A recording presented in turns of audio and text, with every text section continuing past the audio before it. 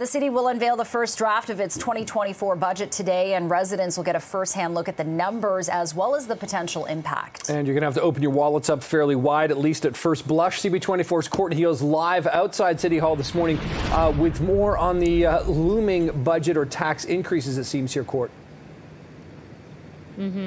That's right. Good morning, Nick and Jennifer. So this is the draft 2024 budget, the first budget through Mayor Olivia Chow's office. This is going to be several weeks in terms of the process. There will be an opportunity for the public to weigh in, but we know it will be a pretty significant property tax increase. The budget chief, Shelley Carroll, calling it substantial. Lots of reaction to this already, too. Let's bring in Councillor Brad Bradford. Councillor, let's start about talking about these reports that we're hearing suggesting the property tax increase could be, the increase could be in the double digits. What are you hearing on this? Well, I'm just hearing what you've heard. 10.5 points is what's presented in the newspaper this morning. And I have to just say that is a nightmare scenario for Toronto taxpayers. For people to be waking up across the city right now and find out that Olivia Chow is going to hit them with the biggest tax increase in this city's history by far, during a time of unprecedented affordability challenges for families, that is completely unacceptable. This is also coming at a time when the city is dealing with a lot of financial pressure, hearing the deficits at $1.8 billion. You've talked about how you would like to see the property tax rate increase at or around inflation, but is that possible given how much the city is dealing with at this time with this deficit? Well, you have to work at it, and that's the job of mayor.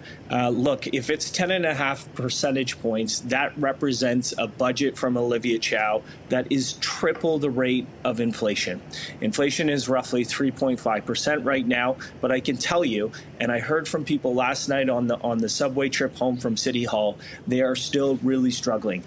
Prices are up at the grocery store, prices are up at the gas pumps, people's rent is going up, our mortgage rates are going up. So people are really struggling, and a 10.5% tax increase at a time right now where people are already at the brink, it's just too much. The hard work is in finding the savings. We have received historic bailouts from the province, from the federal government, hundreds of millions of dollars, the upload of capital assets like the Gardner and the DBP, and that should be relieving pressure. So, we all should be asking the mayor the questions.